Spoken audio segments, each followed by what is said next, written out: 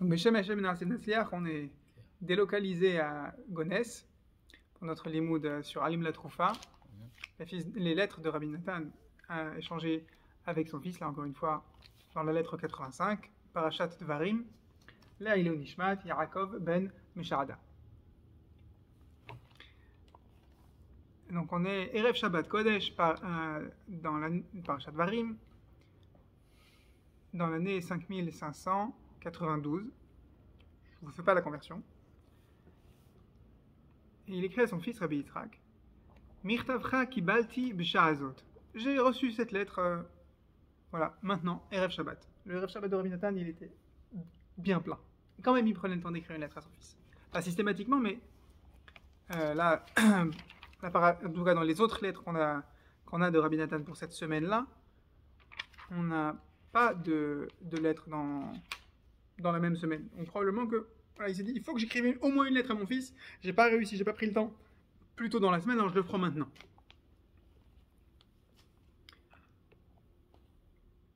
Alors, c'est un peu extrait du contexte, donc on va sauter un passage où en plus il parle en yiddish, je pourrais pas tout vous retransmettre. Maintenant il commence l'enseignement. Merachem Tzion Yerachem Alenu. Celui qui a pitié de Tzion, de Yerushalayim. Là on sent qu'on est vraiment dans les 3 semaines. On est dans Ben Ametzarim. Celui qui a pitié de Tzion nous prendra en pitié. Shenizke lifol al yedeh hakinot bakashat hashivenu Hashem elecha. Que nous méritions de lifol, de provoquer, de réaliser, comme on dit une usine en hébreu, mifa'al. Mifa'al. Un po'ael, c'est un ouvrier. Okay. Alors que nous méritions l'if'ol, de concrétiser. C'est un verbe d'action, un verbe puissant. Grâce aux keynotes, les keynotes, c'est les élégies, c'est les textes qui véhiculent la peine, la douleur, qu'on passe des heures à dire pendant Tisha B'Av. Il y en a des spéciales pour Tikkun Chatzot. Avec ça, on va être poèle quelque chose? C'est étonnant. C'est des poèmes de douleur. Oui. Grâce aux keynotes, on est poèle, on va mériter d'être poèle. Bakashat Hashivenu Hashem Elecha. La bakasha qu'on fait dans la Mida. Hashem, fais-nous faire tchouva. Ok? C'est un moment, c'est des 3 semaines, c'est un moment propice, ségoulique de teshuva. Ah bon? Et c'est là que c'est délicieux. Chez Zé, Ikar Tachlit Amirat Akinot. C'est ça l'essentiel de la récitation des keynotes. C'est de faire tchouva. C'est presque. Raval que ça dure que 3 semaines. Alors déjà, c'est la musique, la viande, les cheveux, la barbe, les ashkenazim, même ils sont marqués sur les ongles des fois.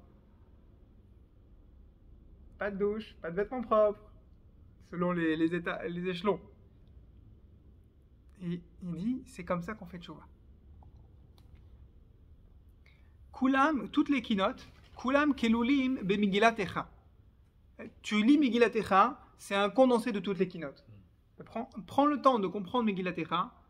Votre cousin, il envoie chaque année Art Scroll sur Megillat Echa. Ou l'intro Art Scroll, en tout cas, c'est magnifique de comprendre la douleur que Yirmiyahu il véhicule dans Megillat Echa. C'est puissant. Et c'est comme ça qu'on fait tchouva. Quand on comprend la douleur, ça sert à quoi? On vit pas dans un monde de bisounours.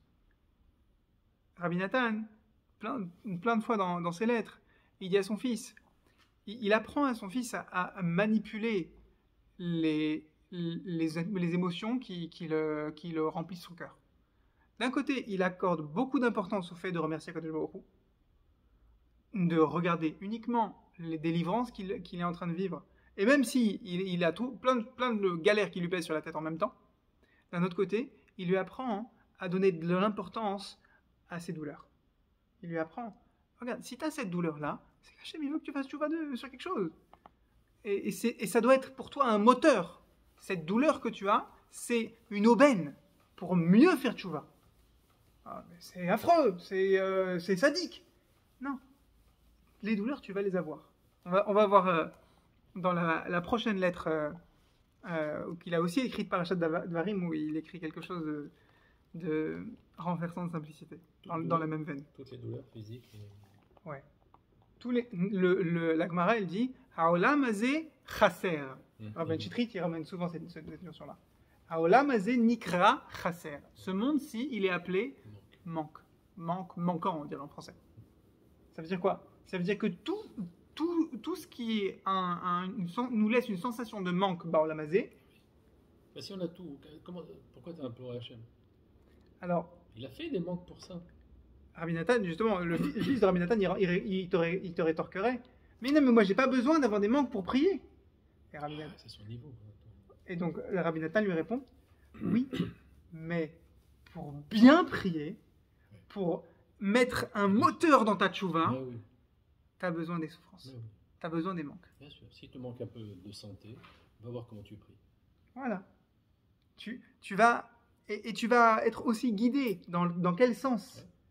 Des fois, tu peux prier fort. Des fois, quand on a dans cette choule, combien de fois c'était la Asgara de Papy Michel, le grand-père de mon épouse, et je prie, j'essaie de me souvenir de ce que mes beaux-parents m'ont raconté, mes beaux-frères, mon épouse, de leur grand-père, et j'ai un éclairage, je ne fais pas la même Amida, et j'ai un Dvar Torah qui me tombe du ciel. C'est puissant. J'ai rien souffert. Mais qui me dit que c'est là que je devais mettre l'accent? Mais quand on souffre, on se décarcasse, on se dit Hachem, il faut que je fasse tchouva sur ce qui est vraiment pertinent dans ma vie. On peut faire un Dvar Torah éloquent, on peut faire une prière avec feu, mais est-ce qu'on va faire tchouva sur ce sur quoi on a besoin de faire tchouva? Tu veux un exemple? Moi, quand je suis malade, je fais les Shem Yehud Kudsha avec la pause. T'as tout pigé, t'as tout compris. Et là, je prends le temps de le faire. T'as compris? Enfin, moi, c'est comme ça que je le comprends. D'habitude, je passe. Bakashat Hashivenu. Donc on va faire tchouva grâce à nos souffrances, et les keynotes, elles servent à rehausser, à surligner où sont nos souffrances. Comment les écouter? Parce que c'est quoi l'inverse des keynotes? C'est quoi le Yetzer Hara de Tisha B'Av? L'inverse? La chose à ne pas faire qu'on aurait envie de faire à Tisha B'Av. Comme Rabban Chitrit dit souvent. Chanter, être heureux. Enfin, non. Détourner notre attention. C'est dur de concentrer notre attention sur les keynotes. Donc le Yetzer Hara, c'est de détourner notre attention. Pourquoi? Parce qu'en détournant notre attention, on est sûr de ne pas écouter la douleur et donc de ne pas faire teshuva sur ce qui est pertinent. Il faut bien les comprendre aussi. Le but des keynotes, c'est hashivenu, de nous faire teshuva. Tu n'es pas obligé de les comprendre, tu n'es pas obligé de faire une comparaison de texte, de deux poèmes qui sont dans les keynotes. Si tu ne comprends pas la liturgie du poème, c'est pas grave. Mais que tu sois porté par les keynotes. Et si tu ne les comprends pas, tu lis en français. Comment il s'appelle? Rav Yechiel Shpero. Il a fait bon, c'est en anglais pour l'instant, mais il a fait un commentaire des keynotes accessible pour enfants, je crois. Et peut-être que les keynotes sur Ashkenaz sont différents, je ne sais pas, mais bon, en tout cas, voilà, ça se fait des commentaires des keynotes. Et puis tu peux lire Echa. Echa, tu peux le comprendre. Hein. Echa, c'est très accessible. Tu prends Rashi, le Malbim sur Echa, ton cœur, il va s'ouvrir. On a la chance, des fois, certaines années, que Rav me commente. Et jusqu'à des heures impossibles. Et au Hachem, il parle. Et des fois, je m'endors avec en l'écoutant. Parce que des fois, tu es fatigué. Mais le but, c'est que tu ouvres ton cœur. Voilà, Rabbi Nathan, il va le dire. Chez Mesayem, Besof, comment est-ce qu'il conclut Echa, Yirmiyahu Hanavi? Hashivinu vechule ve'aikar, shenekayem shifri kamayim, shifri kamayim libech, shifri kamayim, liber nochach penei Hashem. Ah, ça valait le coup d'amener mon fils juste pour ça. Il la chante bien mieux. Qu'est-ce qu'on a dit? Chiffri, liber. Chiffri, déverse. Ah oui. Tu prends un verre et tu le déverses. Tu prends ton cœur et tu le déverses comme un verre. Pourquoi il déverse? Déverse ton cœur. Chiffri, je veux. En fait, c'est je veux. Le je veux, il est sous-entendu. Je déverse ou je veux déverser comme de l'eau. Non, c'est Hachem qui nous parle. Déverse ton cœur comme de l'eau devant Hachem. Et déverser, c'est quoi? Chauffer. Comme tu dis dans la Haggadah. Shfor. Ouais, c'est comme ça on dit, shfor. Shfor ou chauffer? Dans quel truc? Au moment où tu ouvres la porte et tu vas verser le verre oui, maudit. Shfor. Chauffer, l'ishfor. L'ishfor. Shin fait chaf. Ad sheneorer rachamav bechol yom. Et alors quand tu fais ça, qu'est-ce qui se passe? Quand tu vas ouvrir et déverser ton cœur, qu'est-ce que tu as gagné? Tu vas éveiller la miséricorde d'Hachem. V'yashuv elenu v'yirachamenu v'yinachamenu v'yisamechenu. Et Hachem, il va faire teshuva vers nous. Il y a, ouais. Il y a une marque loquette dans les 7 haftarot de. On va faire craquer Hachem. Tu vas faire craquer? Oui, attends, si lui, ouais, tu te vas faire craquer Hachem. En tout cas, regarde, dans les 7 haftarot de Nechamada, dans les 7 haftarot de consolation qu'on lit entre Tisha B'Av et Rosh Hashanah, les titres, tu prends tous les titres des haftarot et ça te fait comme une conversation entre Hachem et nous. Que les premiers psukim. Et en gros, la conversation, c'est Hachem, on veut que toi tu fasses tes chouvas vers nous. Hachem de répondre avec un autre passouk du Nar. Non, c'est à vous de faire tes chouvas d'abord. Des conflits. Et ensuite, il y a un autre passouk qui dit nous ferons chouva et Hachem il nous ramènera à lui. Donc là, Rabbi Nathan, il dit on veut déverser notre cœur devant toi, Hachem. Nous, rien qu'on ouvre, on déverse notre peine. On dit Hachem, j'ai mal. Et ça va éveiller la miséricorde d'Hachem. Et là, Hachem va faire tes chouvas vers nous. Toujours, il faut d'abord Ma'im Nukvin, et après il y a Ma'im Dochrin. C'est quoi Ma'im Nukvin? Les eaux féminines, les eaux d'en bas. Il faut les eaux d'en bas d'abord, les eaux Nekeva. Et après, il y a les eaux d'en haut, c'est Hachem qui déverse sur nous sa miséricorde. Mais ça doit partir du bas. Ça doit partir du bas. Voilà. S'il n'y a pas si ça monte pas, si la prière ne monte pas, la pluie ne tombe pas. Ça tombe pas, d'accord. Alors la prière, c'est nous. Et la pluie, c'est Kadosh Baruch Hu qui déverse sur nous l'éveil de Teshuvah. V'yashuv elenu, c'est-à-dire quoi? C'est-à-dire, toi, tu vas dire, écoute, moi, j'y arrive pas. Je prends les keynotes, j'ai écouté Rav Brand pendant 4 heures, et bah, ça vient pas. Je vais regarder mon cœur. C'est une aide, il nous aide. Il s'est bouché, j'ai appelé un plombier, ça marche pas. Je fais quoi? Eh ben, tu pleures que tu n'arrives pas à pleurer. Et Hachem va ouvrir ton cœur.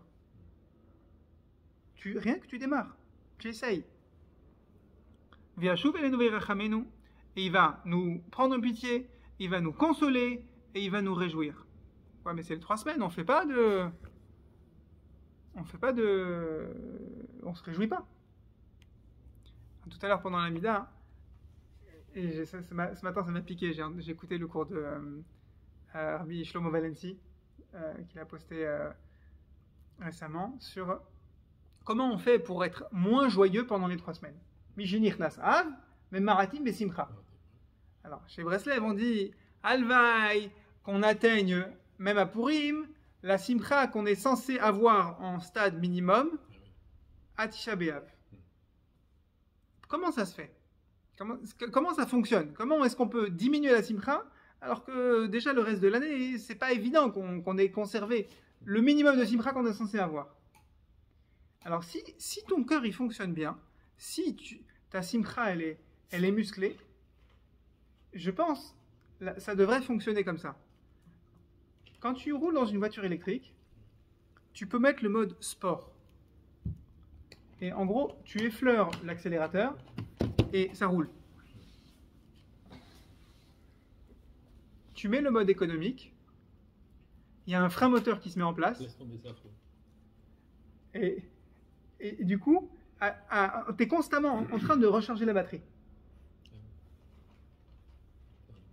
Le reste de l'année, mets-toi en mode sport. Tu effleures ton cœur d'une chanson et boum, t'accélères. Pendant Dmichi Nichnas Av, ok, on va être Sfarad jusqu'à Tisha B'Av et le lendemain, tu peux remettre le mode sport. Tu es en mode économique. Ça veut dire quoi? Ça veut dire que tu arrêtes de mettre des coups d'accélérateur de simcha. Parce que de toute façon, ta voiture, elle roule. Tu produis de la simcha. Et quoi? Qu'est-ce que tu gagnes? Tu recharges la batterie du moteur. Quand tu as ce frein moteur, ce frein de simcha, qu'est-ce qui se passe? Tu es capable de ressentir la peine un peu mieux. Tu n'es pas détourné, ton attention n'est pas détournée par la peine. C'est une proposition. Jusqu'à ce matin. D'ailleurs, on dit la voiture, elle peine. Elle peine à monter. Ouais, parce qu'il y a un frein de la gravité. Ouais.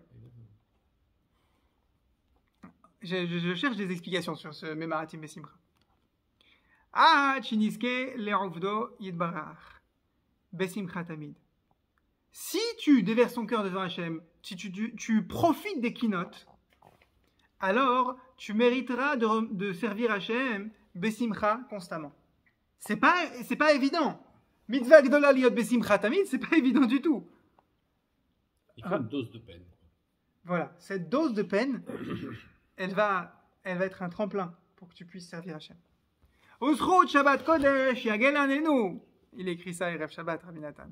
Donc il dit, le mérite de Shabbat sera pour nous une protection, les Hagia, les Cholze, pour atteindre tous ces magnifiques niveaux spirituels. Utzrichim anu les Achayot atzmenu bechol mine matamim. Et on a besoin, je l'ai encadré, on a besoin de nous vivifier, de nous ressusciter avec kol mine matamim. C'est quoi matamim? C'est des délices, c'est des salades, tu vas acheter des chocolats, tu vas acheter des bonbons à tes enfants, c'est ça, kol mine matamim? Oui, aussi. Taram, c'est un goût. Oui, le goût. Donc matamim, c'est toutes sortes de choses qui donnent un bon goût, qui donnent un bon goût à la vie. C'est pas juste un bon goût gustatif, c'est pas juste la belle table que tu as servie là.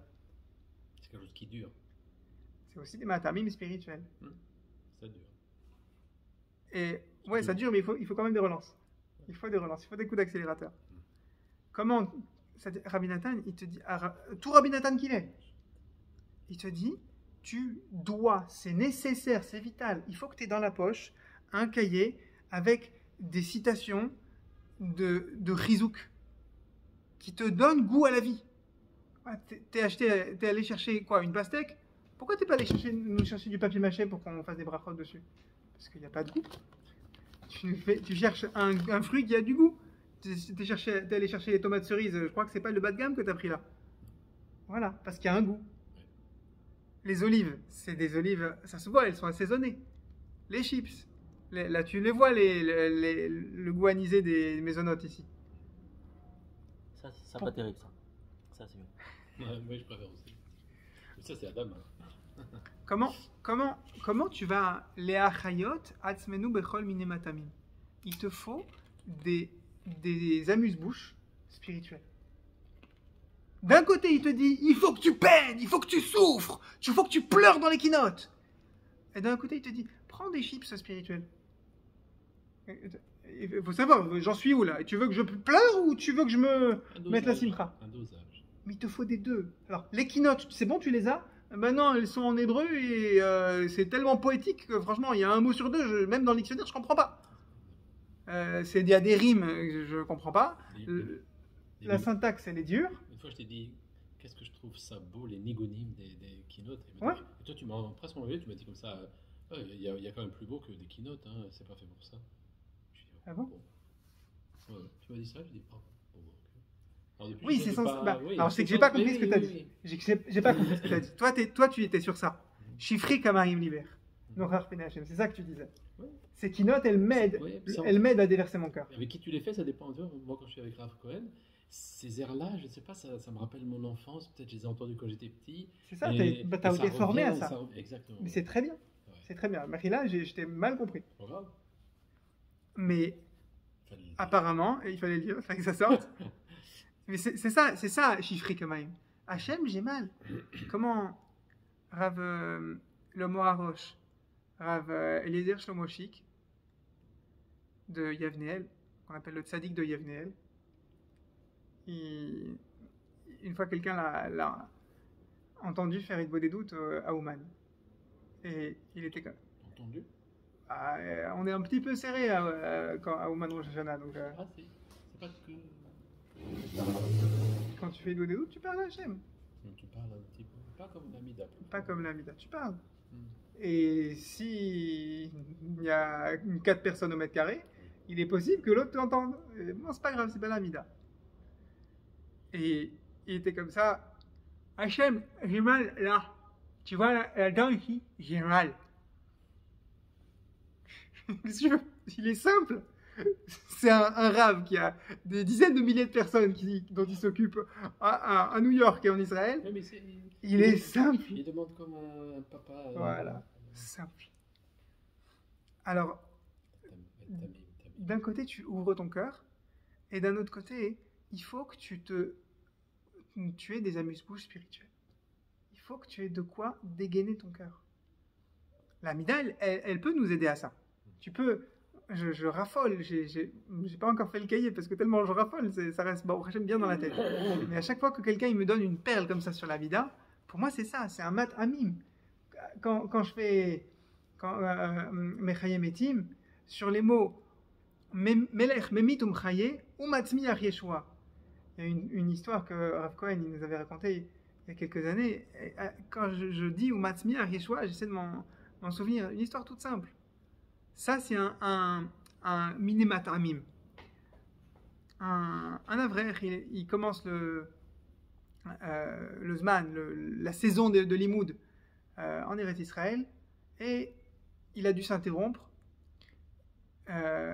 Les pères se sont formés, et quand il revient, ils sont impairs.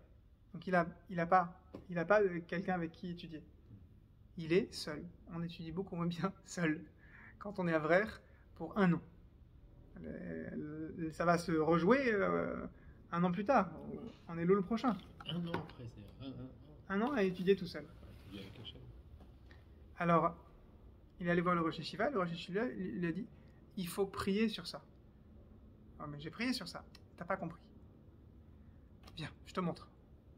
Prends la Amida. Melech, Memit ou Matzmiach Yeshua. Tu crois que ta solution elle est insolvable? Hachem il est Matzmiach Yeshua. Ça veut dire quoi? Qu'il fait pousser des plantes? Matzmiach, il fait faire pousser. C'est une louange qui mérite d'être insérée dans la résurrection des morts, que Hachem il fasse pousser des plantes?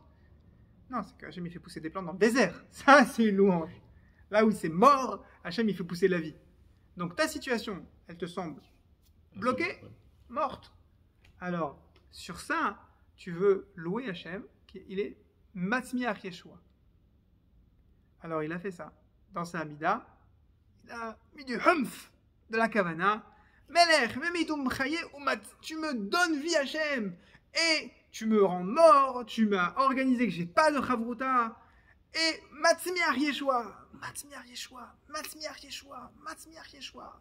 Et il répète, et il le fait, il se plonge dedans. Et il y a un bonhomme qui débarque des États-Unis. Ah oui, j'allais dire qu'il se prend dehors. Et qui arrive au Kollel, qui fait, voilà, je suis arrivé un peu en retard, mais faut que je commence le Zman. Voilà, t'as Chavruta. Et ils ont fait Chavruta ensemble pendant 7 ans. et c'était une Yeshua, c'était pas n'importe quel bonhomme qu'il a rencontré. Donc voilà, ça c'était pour l'année 5592. Ensuite, voilà, on arrive à la prochaine lettre qu'il a écrite 2 ans plus tard, à Rosh Chodesh Menachem Av, un mardi. Alors son fils, il était quelque part en Ukraine, on n'a pas encore trouvé dans les lettres où est-ce qu'il habitait, et à un certain moment de sa vie, il a fait son alia. Tzfat, comme on l'a raconté tout à l'heure. Ah, et lui, il écrit de Tzfat. Son père écrit de Tzfat. Non, le père, Rabbi Nathan, il n'a jamais fait son alia. Il a fait un voyage en Eretz Israël. Alors, d'où il écrit là? Rabbi Nathan, des fois il écrit je suis à Ouman, je suis à Breslev, chez moi, dans ma maison. Ah, Je suis en vadrouille, je suis en... Ils sont pas très loin alors. Non, mais il fallait faire des voyages en carrosse. Mais c'est vrai. Des fois, là dans cette édition, on a une carte de l'Ukraine. Des fois, dans une lettre un peu plus loin, il va à Lvov. Lemberg, c'est une grande ville commerciale. C'est Pressbourg, je crois. Des fois, il voyage un peu. Qu'il en reste. On va vérifier. Lvov, je ne sais plus où est-ce que c'est. Alors, Ahuvi Mini Chavivi. Là, donc on fait la deuxième lettre parce qu'il y a un lien là avec ce qu'on disait tout à l'heure. On est quand même à 25 minutes. Ishlach, son fils est malade apparemment. Ishlach lecha refoua shlema kal mehera vishivcha leitancha bishlemut, que Hashem te guérisse, qui t'envoie la refoua facile, rapide, et que Hashem te fasse retourner à ta puissance originelle complètement.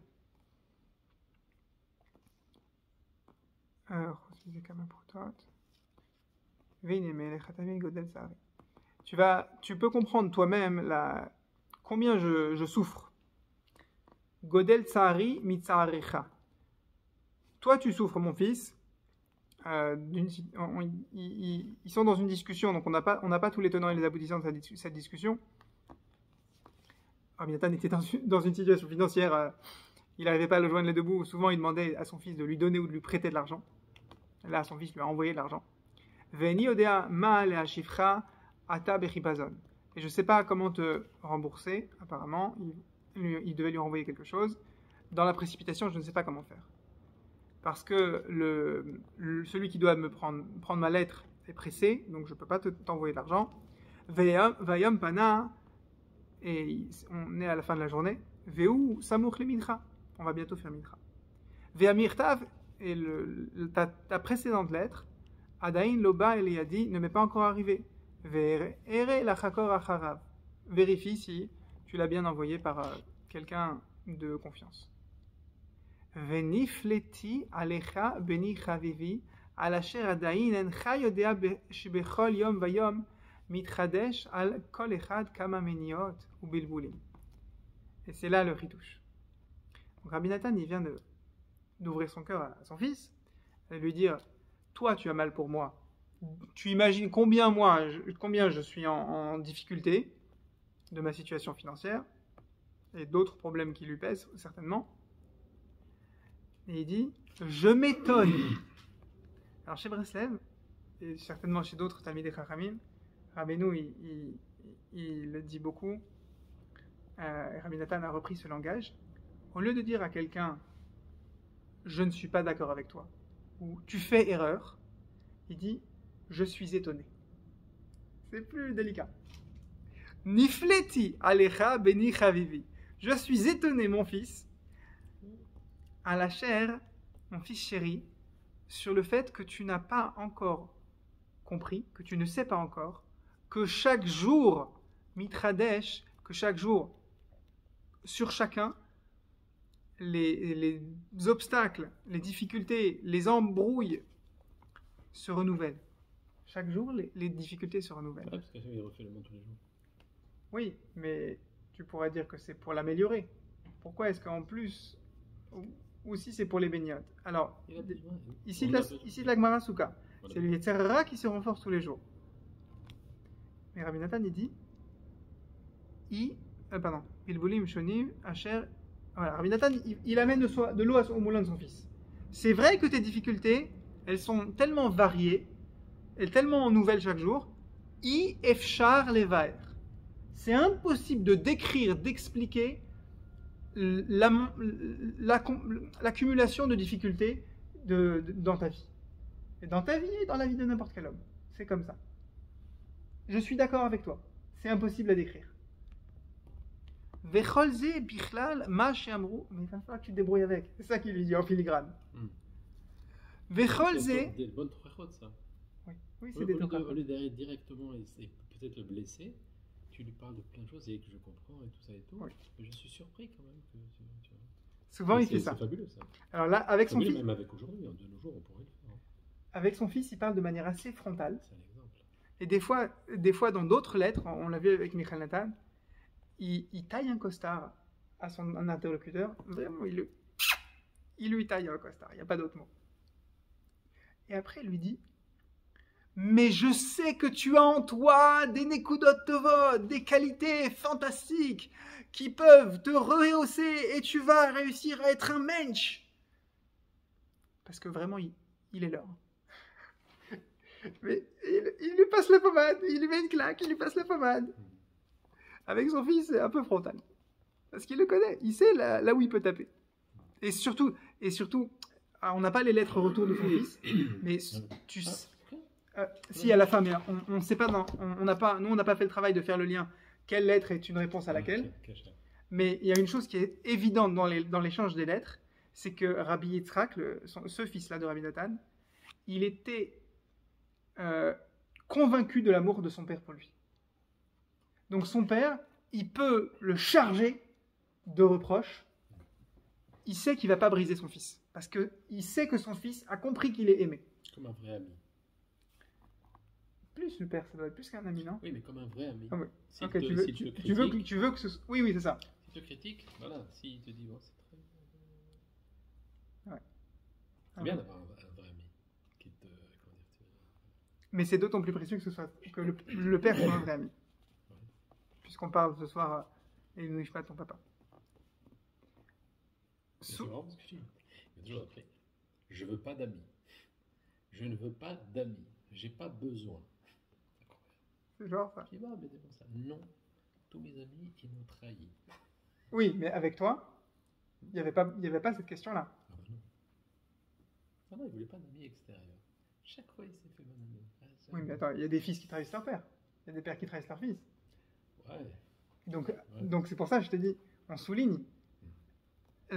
Rabbi Nathan, au-delà de trahir, il faut qu'il y ait une confiance. Que le fils, il ait confiance que son père l'aime. Et quand cette confiance elle est instaurée, alors le père, il peut charger en reproche.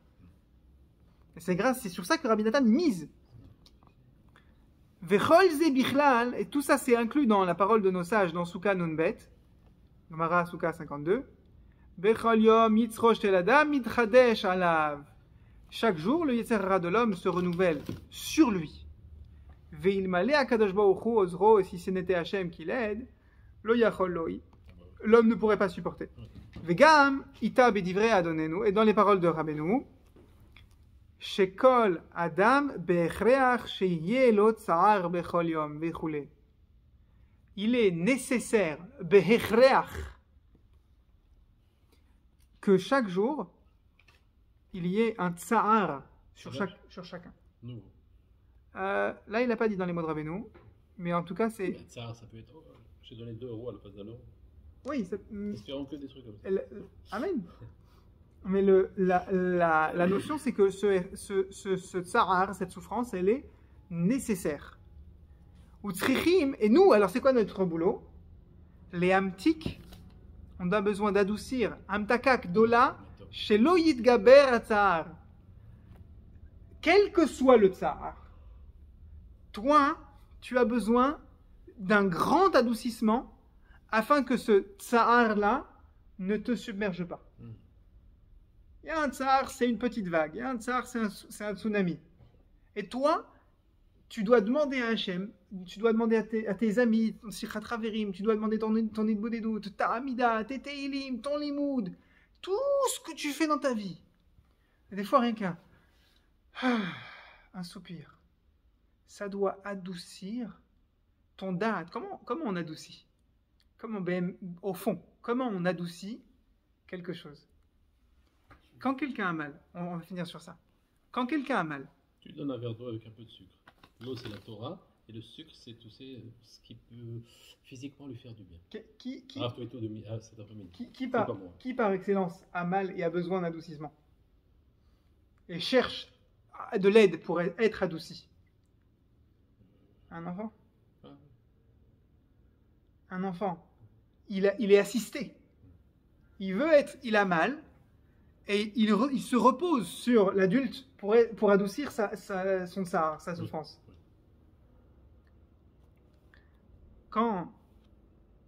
Qu'est-ce qu'il n'a pas l'enfant? Il n'a pas de da'at. Et l'adulte, il est censé en avoir. C'est quoi le da'at? Comme on étudie dans le Siddur de Rav Arush, les 12 pirouchim qu'il a fait sur la Birkat HaDa'at dans la Hamida, c'est la conscience que ce que tu vis, c'était guidé par Hachem. Et que quand tu as une souffrance, ce n'est que là pour t'arranger, pour te purifier. Que même cette amende, cette prune qui t'a mis par un policier, eh ben, en fait, c'est déjà un adoucissement. Que ça aurait dû être 135 € et juste, il t'a menacé. Ou alors ça aurait dû être 1000. Ou alors ça aurait dû être un redressement fiscal et juste, tu as eu quelqu'un qui t'a prêté la voiture. Et bon, c'est des embrouilles comme ça. Mais ça aurait dû être pire. Ce da'at là. Souvent on dit merci que ça soit pas pire. Ça c'est du da'at. Mais si tu l'actionnes, ça adoucit tes douleurs. Et ben ça, c'est minemat amim, donc qu'on a dit tout à l'heure. Ça, c'est des apéritifs spirituels. Il faut se le répéter, hein, parce que c'est pas facile au début. C'est pour ça que, de la même manière que tu remplis une table d'apéritifs, de la même manière, il te faut un carnet d'apéritifs spirituels. Il te faut, dans ta Hamida, te dire Matzmiach Yeshua. Il faut adoucir. Et pour adoucir, il faut des moyens d'adoucir. Il faut des ingrédients adoucissants.